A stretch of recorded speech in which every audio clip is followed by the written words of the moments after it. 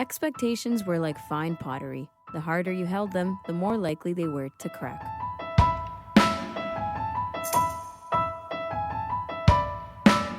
We are back. Welcome. It's AMI Audiobook Review, the weekly podcast where we chat all things audiobooks. The we today is the regular three. I'm Ramia Amadin. Jacob Szymanski is also here. Hello. Nisreen Abdelmajid is on the tech side. Hey, Nis. Hi. Okay, good. How's it going, guys? You're still here. Yeah, we're doing well. And I'm still here. and somebody has volunteered to talk about who is this? Your favorite author, or like what's going on? Why are we focusing on Brandon Sanderson? The quote you heard at the start, that was from Brandon Sanderson. I just want to touch on that quote really quickly because I love it. Expectations is something we all need to temper in our lives because I feel like your happiness is directly tied to your expectations of things. Preach. Right? If you go to a pizza place and you expect it to be the best pizza you've ever had and it comes out mediocre, you're disappointed and sad. If you go to a place and you expect it to be mediocre and it comes out amazing, then you had a great evening. It's all about your expectations. And if you have too high expectations for things, that can be your friends, your partner, your job, like anything. It can crack, like he says. And it's important to temper your expectations. And I think he said it very eloquently. I know. It was very, very well done. You hear this kind of sentiment in many ways, but this one, it was quite poetic and felt very tactile. Like we got to release those pottery mugs. Okay, so okay, right. Fail. So that's why I'm not Brandon Sanderson. Okay, moving on. Okay. Yeah, please. So I'm bringing up Branderson for 3 reasons. Branderson. Is that what we're going to refer to him as? Branderson? Sure, yeah. Branderson. Okay, thanks. Brandon Branderson. Oh my God. Okay, so the main reason I want to bring him up is because of his absolutely bonkers Kickstarter campaign and his subsequent beef with Audible. I'm going to expand on that, okay? Drama. Drama. The other thing is his unbelievable productivity and hyper-optimized workflow that lets him publish books like it was a factory of 20 authors.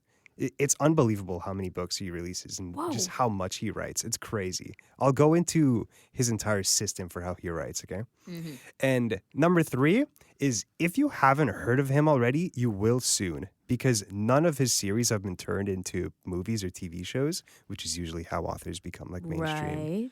He will eventually. He's been teasing that Hollywood is getting involved with his multiple series. Okay. Like one of his series is going to become mainstream and he's going to become a really big name. So what is he really known for? Wait. What? Before any of this. Okay, question. Are you a fan? I can't tell based on the 3-part thing that we're going to do whether you're a fan of him or not. I'm a fan of him as a person. I find him fascinating. It's a bit of a stretch to say that I'm a fan because I've only read 1 book of his. Oh my God. Out of his, but you're just like, you deep dived into 32 novels he is. because he's fascinating as a person. Right. Seriously, This is he's gonna such be an interesting. exceptional author in so many ways and kind of middling in others. And clearly an efficient. Okay, yeah, business incredibly efficient. Okay. He's mainly a fantasy author, but he's also dabbled in science fiction. He writes unbelievably quickly and releases a stupid amount of books. He's beloved by his fan base to the point where it's basically cultish. He's only 47 and he published 32 novels already. And that doesn't even include his multiple novellas and his short stories and essays. Like he's written a whole bunch. And that's on top of a very frequent blog that he updates all the time. He makes himself super available and very transparent to his fans. Like he has a month-by-month breakdown of what he's been writing and what he's planning on releasing. And that goes back all the way up to like 2011. So you can tell exactly what he's been working on at any given time in the past like 10 years. 15 of his books have been on the New York Times bestseller list, which is an insane accomplishment for a fantasy author, which is not a very popular genre.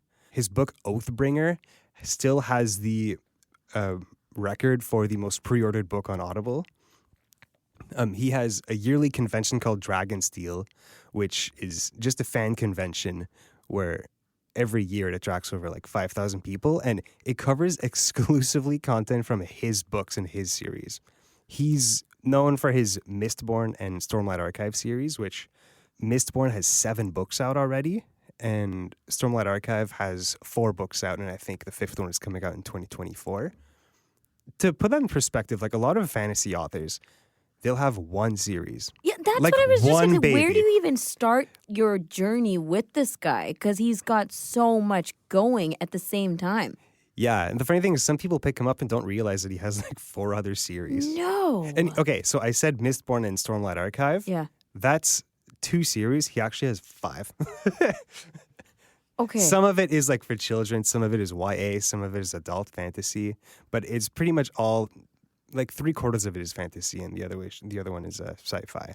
Okay. Any questions? Yeah, to me, that's the same thing. But anyways, we're not going to talk about that right now. We'll save that for next week when we're talking genres. Has he talked about, because he's got this huge fan base, he's got so much going on, has he actually talked in interviews or online or whatever about why he is so everywhere?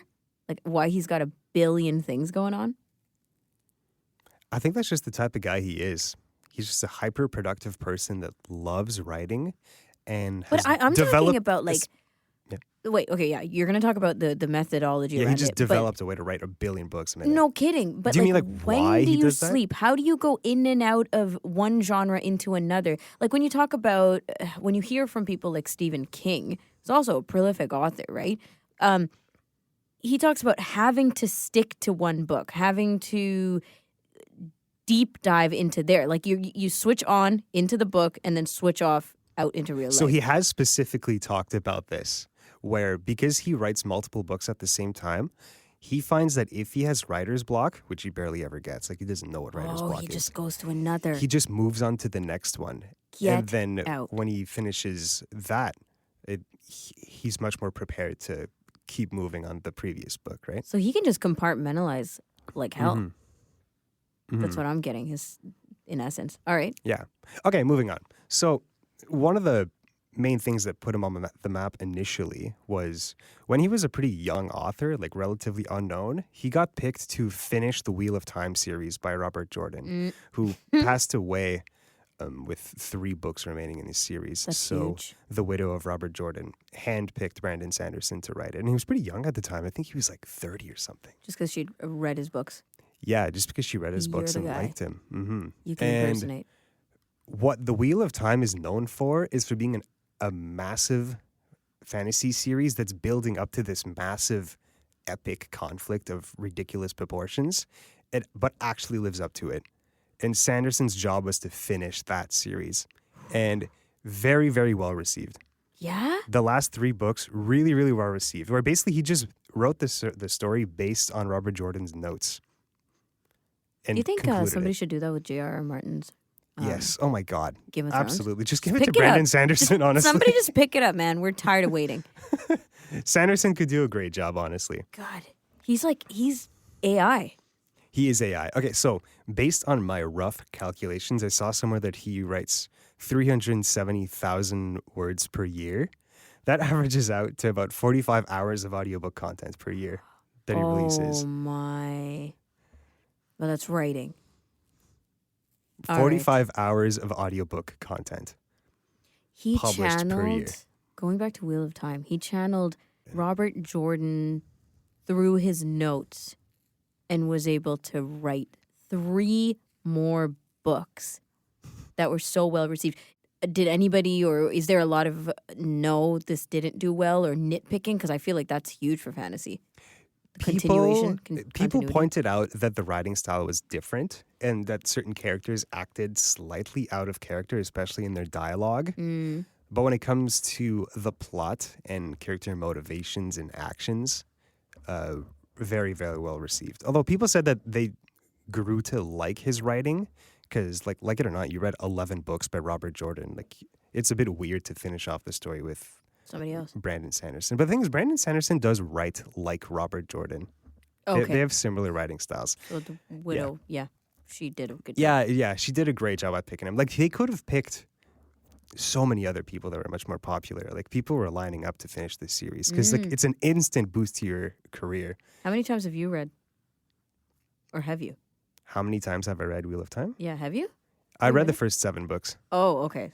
Yeah, I stopped You're not halfway. Even close. You're not even close. Like, Yeah, I'm not even close. Okay. I have mixed feelings about the Wheel of Time, to be honest.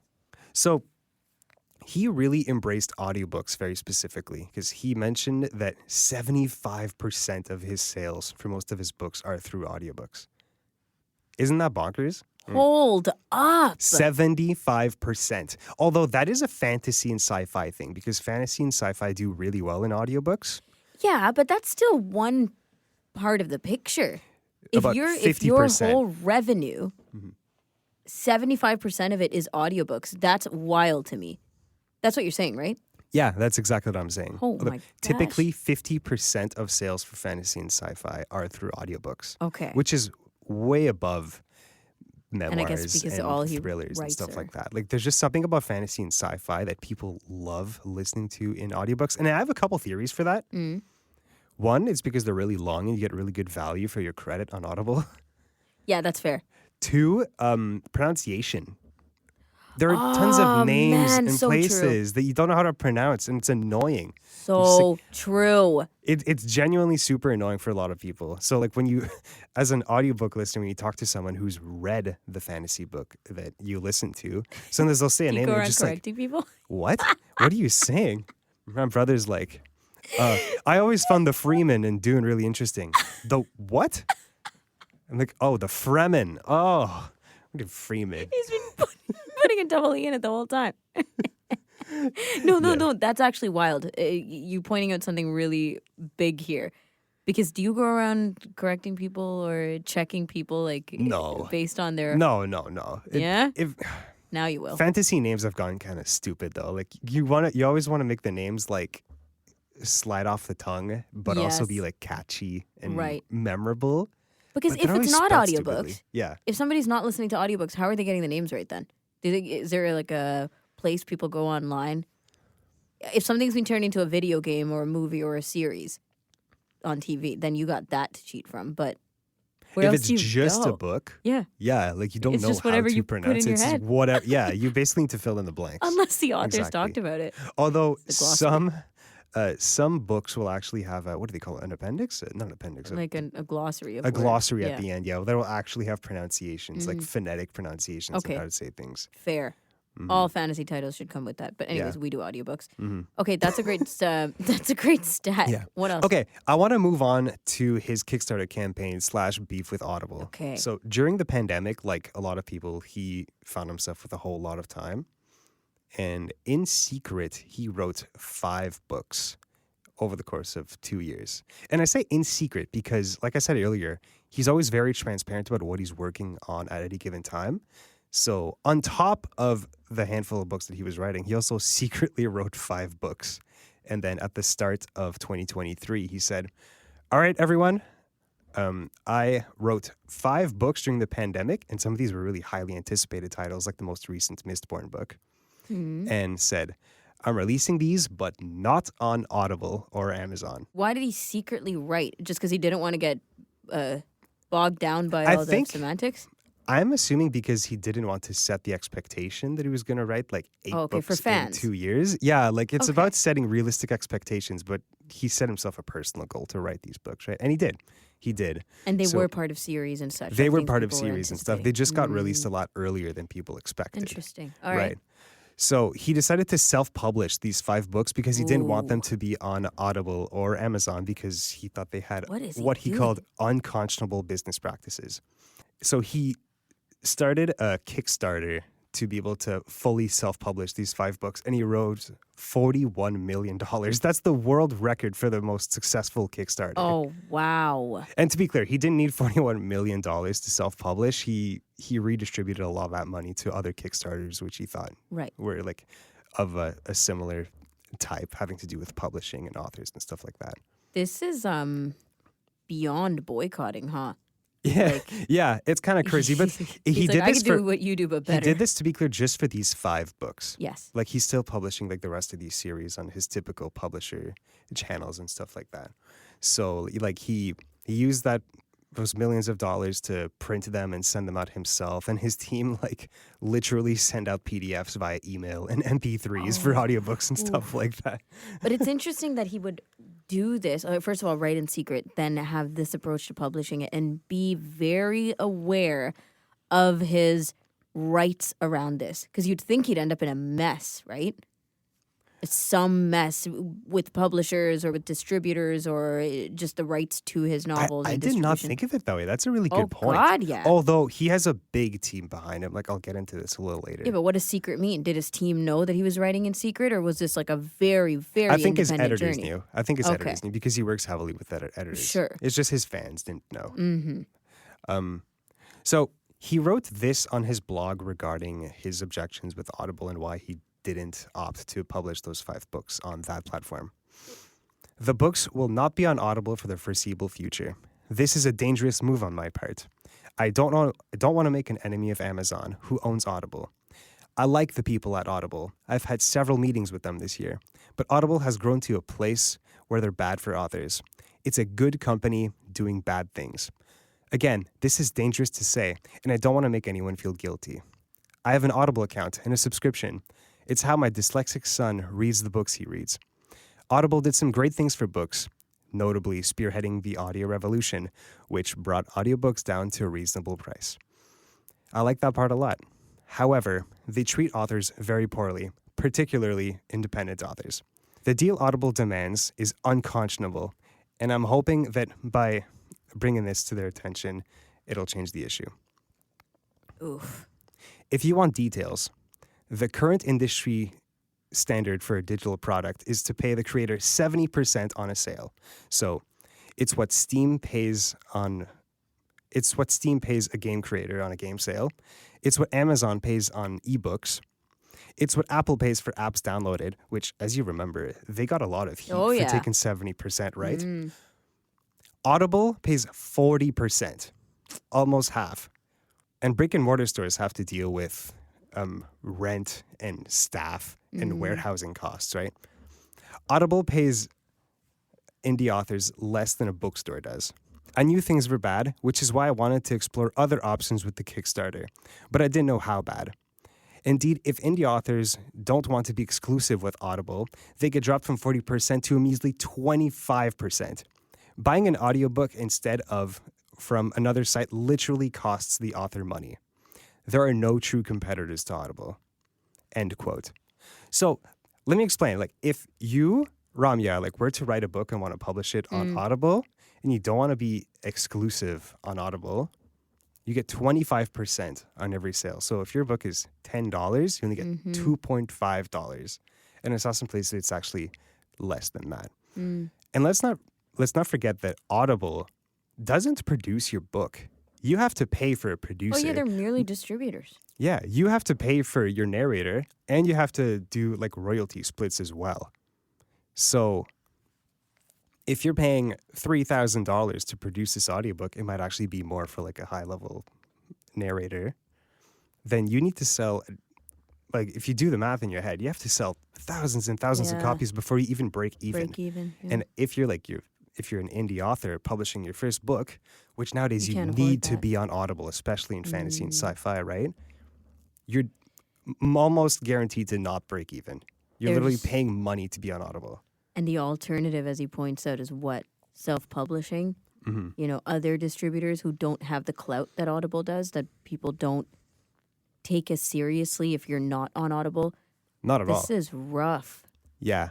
Audible has not exactly a monopoly at this point, but they dominate the market. Close enough. Yeah. The biggest new player is Spotify. Yep. But Spotify is on a different level. It's on a different level, Spotify's but trying to catch up with audiobooks, whereas Audible is audiobooks.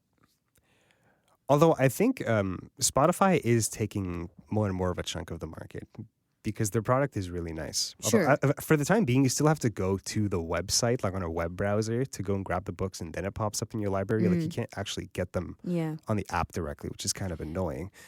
But that's the thing with Audible. It's so nice. It just works really well. Well, that's the thing. You're not gonna.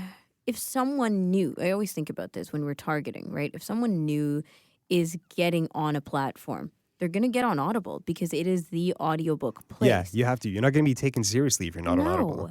And that includes audiobook listeners. people are going to go to Audible first before anything else. And they have that power.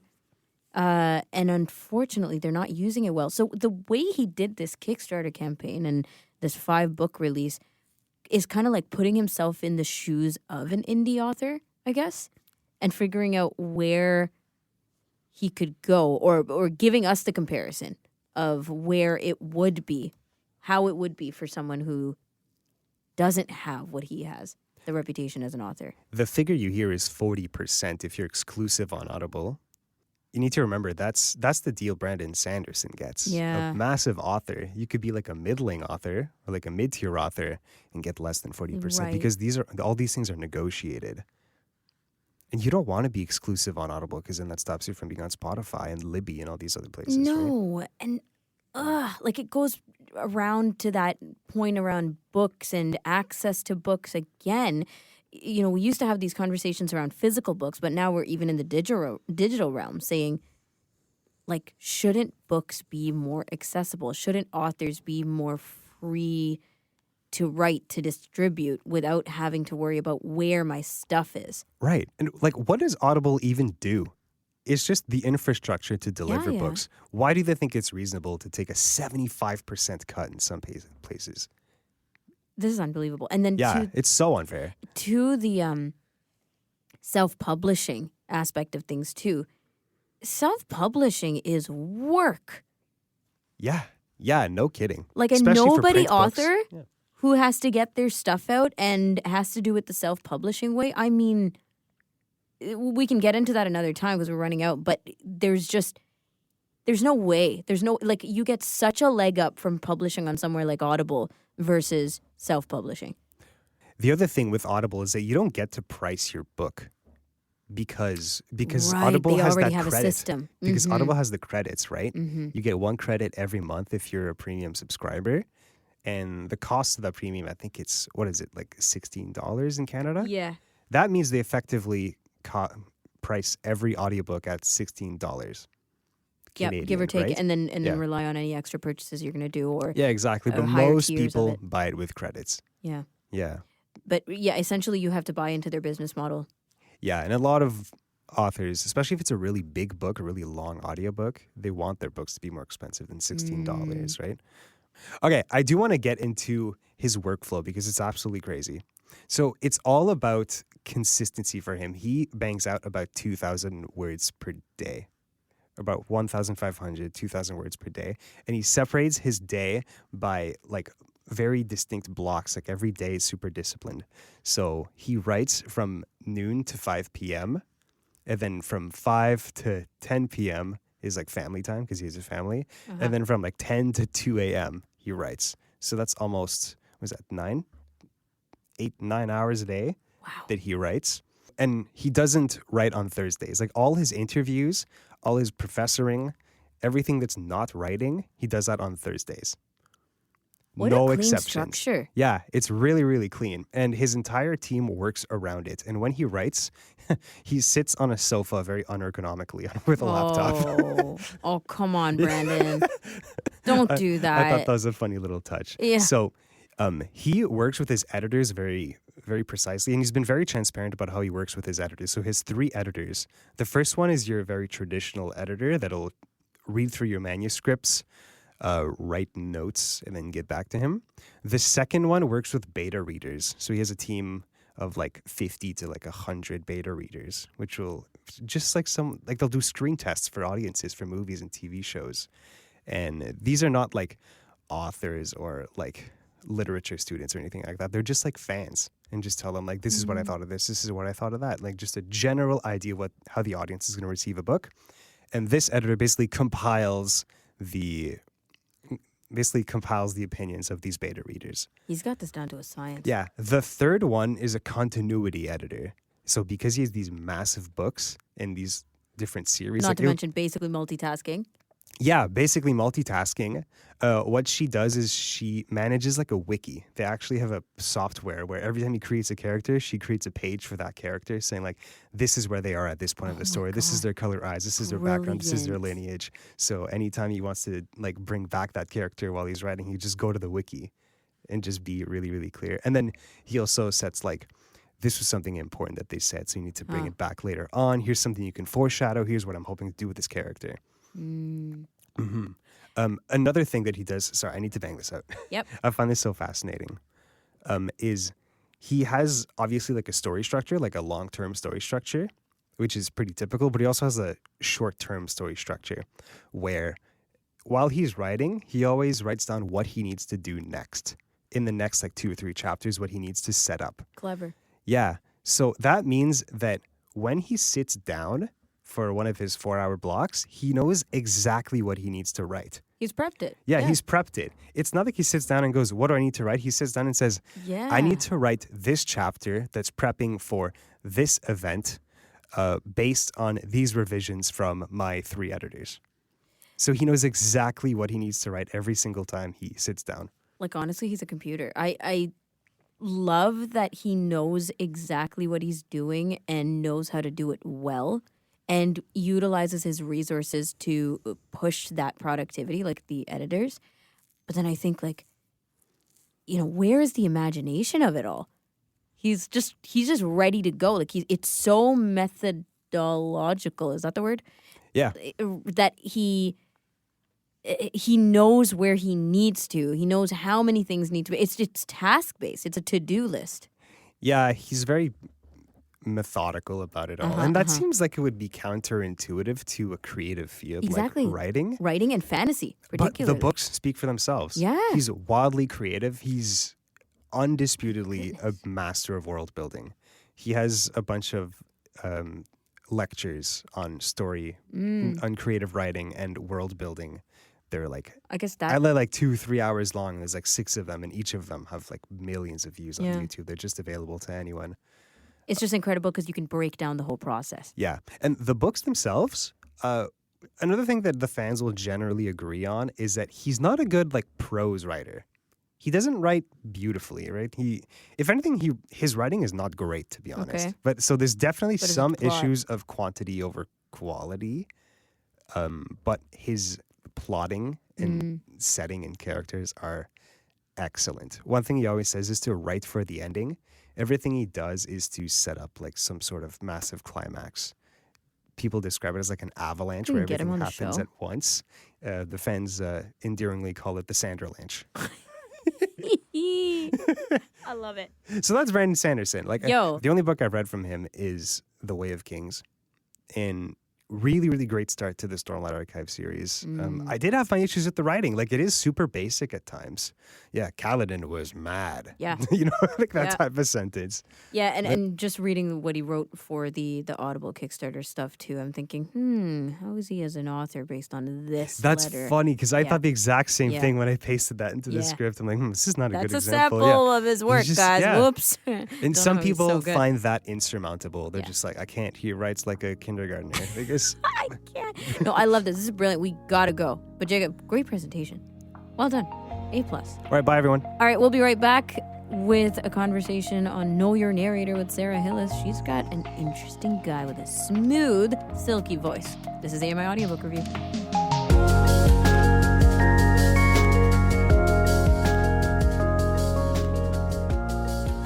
Welcome back. This is AMI Audiobook Review, the weekly podcast where we chat all things audiobooks. Ramia, Jacob, and Nisreen around the table, and we're also inviting Sarah Hillis for Know Your Narrator. This is that once-a-month segment where we get into the world of narrators in audiobooks, and we shout out those voices behind our favorite listens and get to know the fascinating lives and backgrounds of the individuals. Sarah, today we're talking about Edoardo Ballerini. Who's this? Who's Yeah. this man? Yeah. Well, I first encountered him in a Jeffrey Deaver book called The Steel Kiss, one of the Lincoln Rhyme books.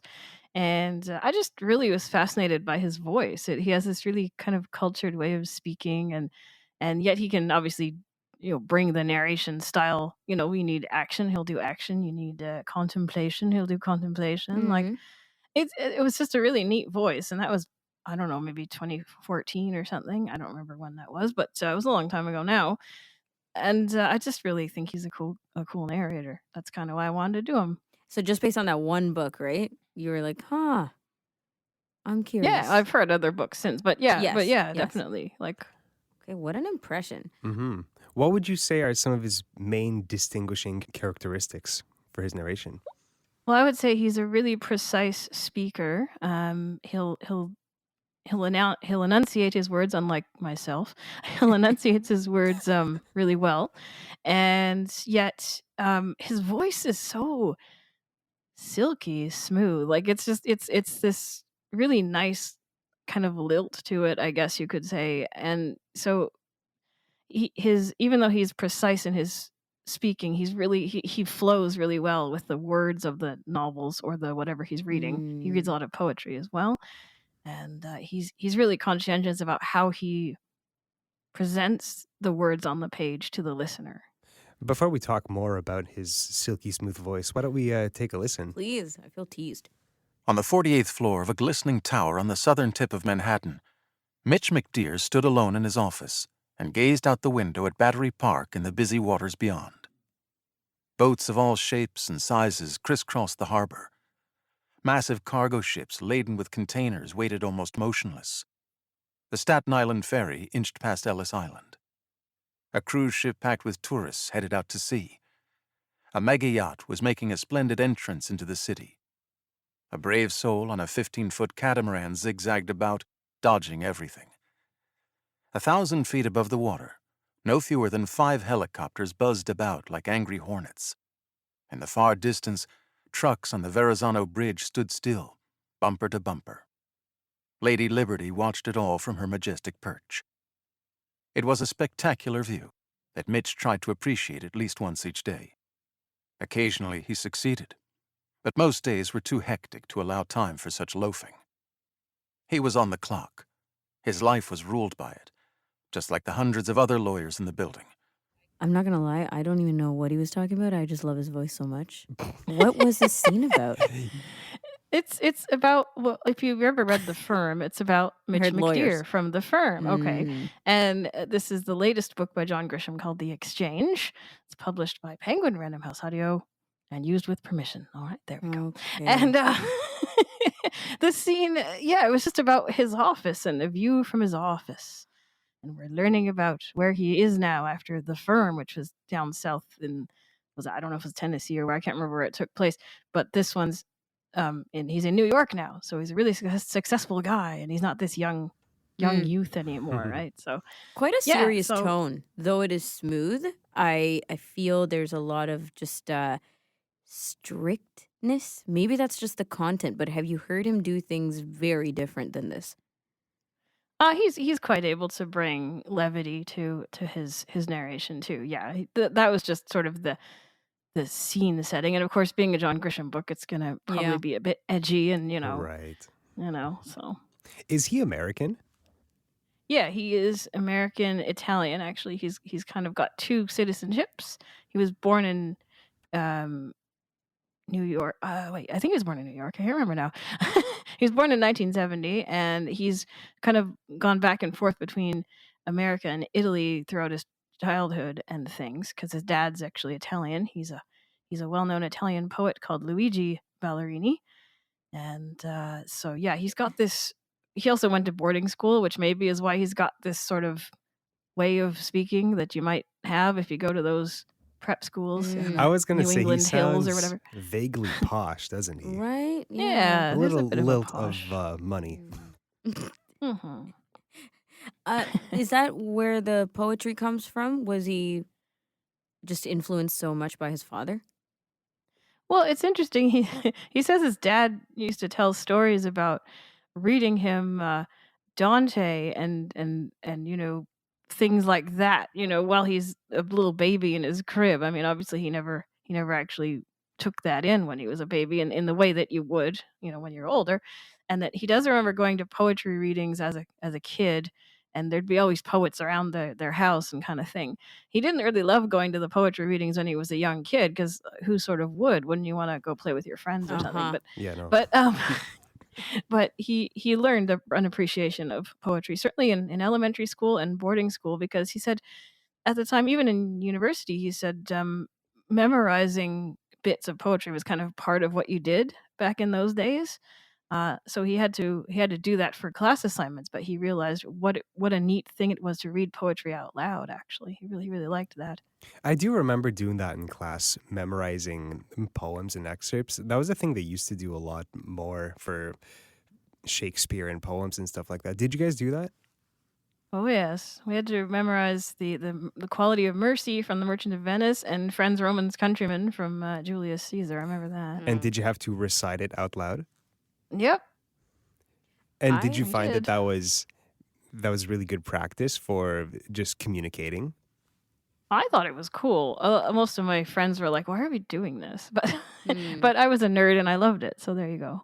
I wonder if that kind of thing is more popular now because of audiobooks, because people might think that there's more work to be done in like spoken word content. Interesting point. I know that there's more popularity now because of things like slam poetry and just Yeah, I'd say spoken word having different elements added to it, like hip hop elements and just going live to see poetry being implemented into performance more broadly. But I didn't grow up doing any poetry. Poetry felt so niche, like you had to be into it and then tell people you were into it and then they would find out about poetry. There was none of it in school. I wasn't artsy enough to Wow. enjoy poetry Yeah, like- properly. Like I can see when words sound nice, but I can't break it down like people can break down fine art, you know? Right. No, there was one class in grade 5 where we had to write a limerick. Now, is that the one that's like 5755? There once No, was a that's dibba the dibba. haiku. Okay. The then it's limerick is 5 575? lines long. Yeah, the haiku is 575. Yeah. Okay. Anyways, So maybe obviously it was I a don't haiku. remember very well, but there was an exercise and all of us wrote really goofy poetry around that Yeah. about a monkey yeah. named Fred. But Yeah. it Yeah. was like my only memory of poetry growing up. But all that said, like I feel like when you're immersed in the world of poetry and you recite poetry, you recite it in a very specific way that's theatrical, Yep. very enunciated, and very when you read it, you really understand where the points to put more weight on are. And I think that's where Edoardo got some of his chops, right? Would you agree with that? Right. Yeah, I think that's true. And just a little aside, I actually believe that people are always taught to study poetry wrongly. They're taught to break it down and look at symbols and just read the poem and let the symbols come to you. Don't be, dissecting the heck out of it. And this is a master's, I have a master's degree in English literature and I'm saying this. Right. Yeah. But yeah, so and that's what he did. On one interview I found he said in his like grade 5 or something he was asked to write out a poem. Like everyone was asked to write a poem and hand it in, but he didn't understand what the teacher had said, so he copied a poem Aw. and handed it to her, and she was like, "Did you write this?" And he's like, "Well, no, I did. Like it wasn't mine." Like he owned up to it, but just didn't he listen to didn't the understand. He just he literally thought, "Write out a poem." That's adorable. Oh, okay. Bad wording on the Yeah. teacher's part. That's Yeah, adorable. yeah, Don't yeah. compose a poem, just Bad write understanding one. of the kid's mind. Like, okay, I'll just copy out a poem then. Yeah. It's like reading the fine print. But speaking of which, though, like the academics and such, he did a lot of schooling, yeah? Yeah, he did his high school at the boarding school Deerfield Academy, which is a pretty hugely prestigious school. I mean, I knew of it before, and I've never gone to it or anything, but and then he went to Wesleyan University for English and things like that. He sort of wanted to be an academic, a writer, that sort of thing. But when he got an opportunity to study Latin in Rome, of all places, in Whoa. the Vatican, uh, Intense. he went there and he sort of realized, wait a minute, this is a pretty solitary life. I don't know that I want my job to be this solitary, which is interesting, as we'll kind of get to in a few minutes. There was a Commedia dell'arte group Commedia dell'arte, that's what I'm going to say, group in Italy of international actors, and he thought, I might want to try acting. I did a little bit of acting when I was 10 at a New York theater, which he did, and so he wanted to try again. So he did that, and from then on, he was an actor, basically. It's never lost the the ability to write and the willingness to write, but he liked the collaborative nature of acting, right? What an interesting intent or, a realization that leads to such a different path. I mean, obviously, everything that he learned up to that point still serves him, as you said, in this context now. But he was like, I'm tired of being alone through this, or academic feels very lonely, and decided to go acting. That's quite Yeah, the it's switch. kind of interesting. Yeah. Something Yeah. tells me he's the type of narrator that likes to work with producers, given that he doesn't like to be Yeah. alone. Collaboration, yeah. Yeah, I mean, interestingly, he has his own recording studio, so I'm assuming he probably still has producers, but he he does it at his house, kind of thing. So he doesn't. So it's still a bit remote, given that whole I don't want to be alone. But now he has kids and he's married, so Yeah. maybe it's kind of a Maybe he blessed craves some relief of or that something. isolation. I don't know. Mhm. Right. So what did he do with acting then? How far did he go with that? He got into TV and movies in about 95. He got into Law and Order, which everybody seems to do. He played an autistic teenager there. He's been in The Sopranos. He played Corky Caporale. I don't know how you say that Huh. properly, but he was a guy in the later seasons of The Sopranos. Mhm. And he was Ignatius D'Alessio in Boardwalk Empire, which is one I never watched, but Oh, wow. it was pretty darn famous. Okay, so he's he was well on for established. Yeah, Wow. as an actor, he yeah. did those. He did he's done various movies, like indie movies, and then he was in like Romeo Must Die, which is a pretty critically acclaimed thing, action kind of stuff. He's done action. He's done sort of more reflective things. He played in something called Dinner Rush, so I had to play a crazy chef that like an eccentric kind of chef there. Yeah, he's done a lot of different stuff, and he's still kind of pretty active in that kind of space. He's been producing some stuff. He wrote and directed and starred in a movie about Rudolph Valentino called Goodnight Valentino, and people have said that his portrayal of Valentino was just really great. Reviews on that, So, right? So he's yeah. done everything, like not just as an actor, but he's really explored this realm of TV and cinema, it seems.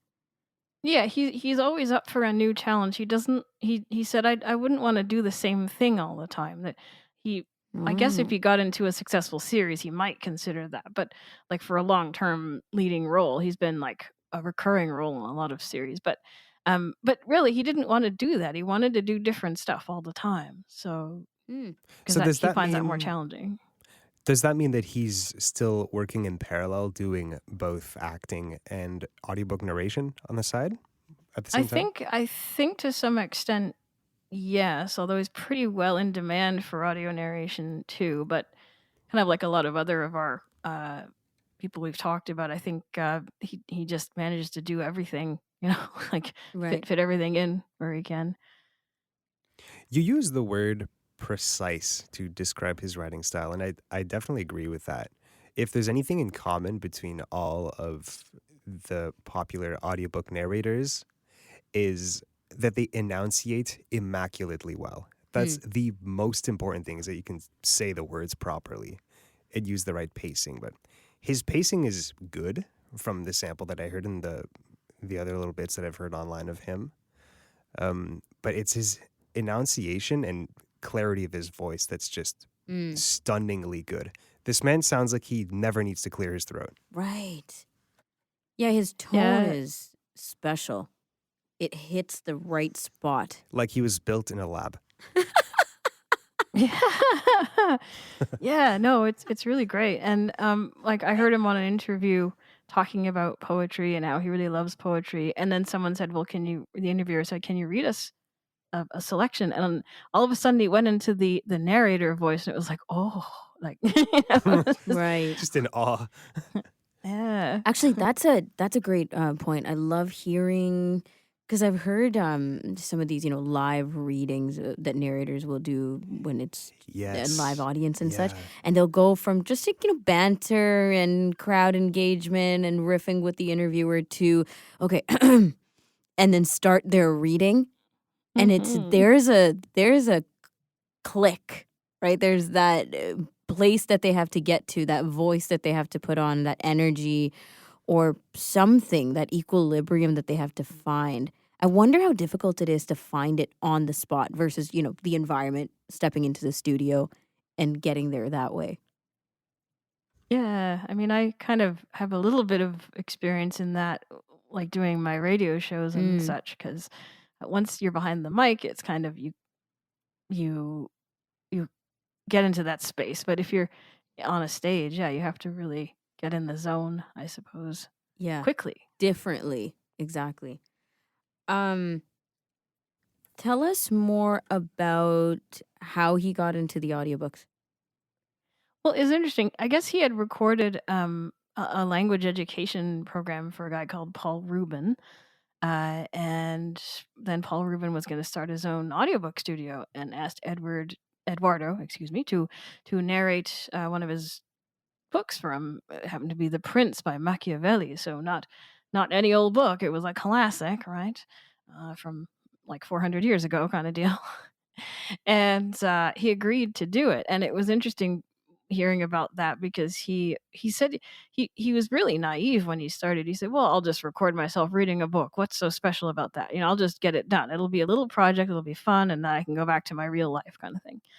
And he only realized after he had started doing it that it was a really tiring process, really labor intensive, as all our narrators have said. Yeah. You come home after a day's recording and you pass out on the couch. This is true of musicians as well. Mm-hmm. It can be quite tiring. Right. It must be Um, mentally draining to read like that all the time. Of course. oh yeah, absolutely. And then as he read a few more books, because he kind of liked doing it, um, he didn't understand what he was getting into with audiobooks. Like he didn't quite understand the popularity of them.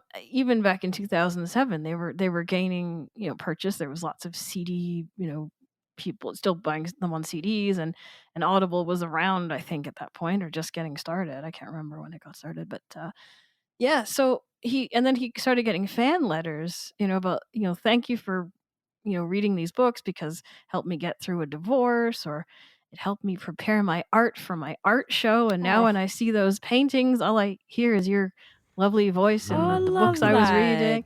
And so he just sort of didn't understand that was what could happen to a person. He just kind of had thought it was a voice job, a bit of an acting job, but he came to view narration as an art form in itself. Well, it's different because when you're listening to radio or a podcast, it's clear that the people on the air, the voices that you're hearing are speaking to lots of people. But there's something about audiobooks where it feels like they're reading for you specifically. Like it's a very personal thing. So it makes sense to Yeah. me that these people are getting like a personal connection to this guy. Yeah, and that's what he says too. He says it's a really intimate kind of form, as, It as is, again, a yeah. lot of our Mhm. narrators tell us, or tell the interviewers that I read. And he says, like, he's first in service to the author because the author wrote the book and he wants to pay homage to that. But it's also, the listener. He does want the listener to feel connected to the story. He wants to build the world for the listener, right? Because they don't have the words in front of them he's the words. He Right. has to be the words, kind of thing, right? And by extent, like as you both said already, the world and the time, because that's the thing, like we connect with books in such different ways. And this is not just audiobooks, but something's going on in our lives, or we're going through a particular part of a season. Maybe it's something as simple as just getting the summer started with a particular book. And if for nostalgia, it's huge to think that the place you'll go to includes this person's voice when you think back about a book, or think Yes. back about where you were when you were reading this book. Like any of your favorite series, right? Pick them. And if you've reread a book, re-listened, there are probably parts of that book that take you back to that original listen, where you were or what was going on in your life, or just something that it tugs at you. But it feels so high sensory because it's a person's voice, not just the words on a page. I can remember where I was, where I listened to like any given audiobook. Yeah, Can you right? guys It do takes you that? back. Yeah, Yeah. it always takes Yeah, you back pretty to much. time and place, right? Especially the original listen, like I said. Like, where was I? I was on the bus to this place. Or, oh my gosh, that was my first week at work when I read this. Like, it's very vivid. It sticks with you. It feels like when you're reading a book, it marks that time in your life. It's like a chapter in your life. Right. Well, that's intense. I just hearing that, people were sending fan mail about why this person's or where they were when this person's voice hit them or when they read this book is probably felt so powerful to him as a fulfilling experience of voice work. So we know that he read The Exchange by John Grisham, but if some of our listeners want to listen to other books that Edoardo has read, what are some of the popular books that he's narrated? There's a book by Jess Walter called Beautiful Ruins, from I think actually from 2012, but it won the 2013 Audie Award for Best Male Narrator. He read Watchers by Dean Koontz from 2019, one of those crazy genetically modified animal books, I think, that he does. He's read many classics, like War and Peace. Like, whew, that's a pretty long book.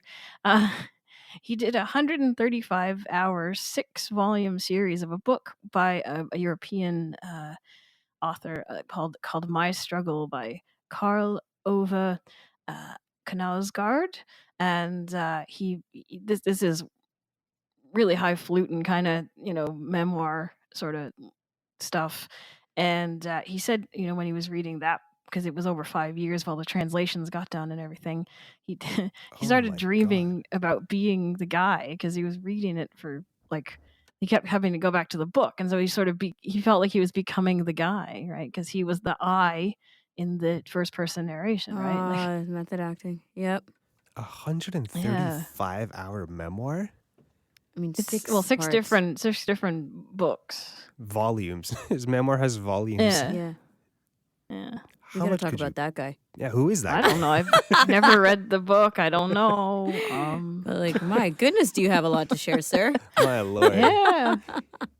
He also read the Hebrew Bible, is that right? He did. I assume it's an English translation.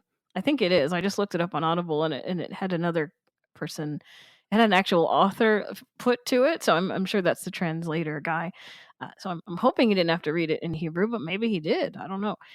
Yes, the New York Times has called him the voice of God because he narrated the Hebrew Bible. It's quite the responsibility to have to read the Bible.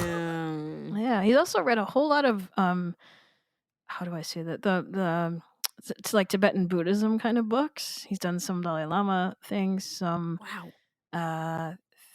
is it Thich Nhat Hanh? I can't pronounce it right, but he's a famous monk that wrote a whole lot of.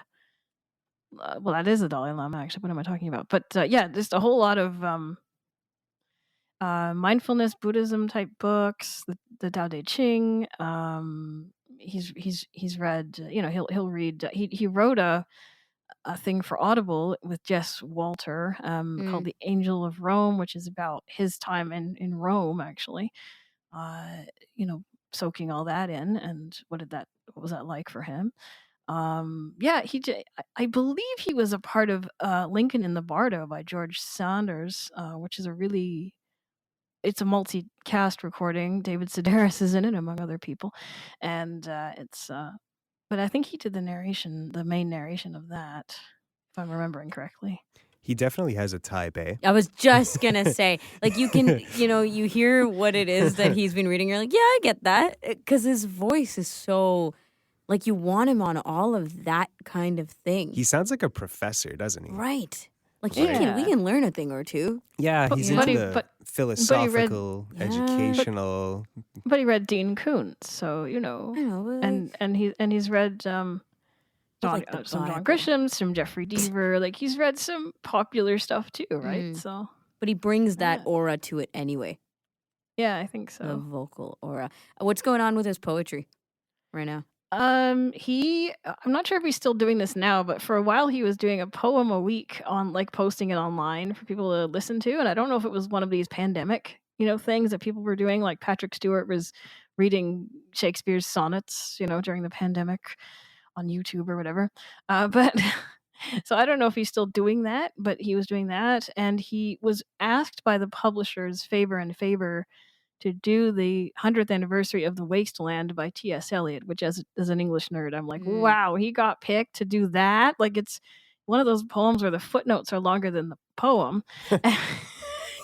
And but he loved Eliot so much in university. He used to type out the poems so he could like get more connected to them or whatever. Like, so it was kind of a neat thing that in 2021 he got asked to do this. Thank you so much, Sarah. Before we sign out today, I just want to let you know that we want to hear your feedback and your contributions. Anything you have to say, really. What you thought of a book that we reviewed, your comments on our ponderations on all things audiobooks. Is that a word? If Shakespeare can invent a word, Ponderance? so can I, okay? Oh, okay. I would have gone with ponderance. You can reach us toll free at 1-866-509-4545, or you can send us an email, that's probably easier, at feedback@ami.ca. Honestly, anything and everything, we want to hear about it, and we'll feature you on the show. That's it. Next week, we're going to talk about why and how we choose to classify books into genres. Interesting. It's been going on forever. We take it for granted. And now there's fusion of this, that, and the other as one chunk of a category. It's very confusing. So we want to talk about it with you. And we got lots more planned, obviously, because it's all things audiobooks for an hour. I'm Ramya Amadin with Jacob Szymanski, technical producer Nasreen Abdelmajid. And until next time, happy audiobook listening.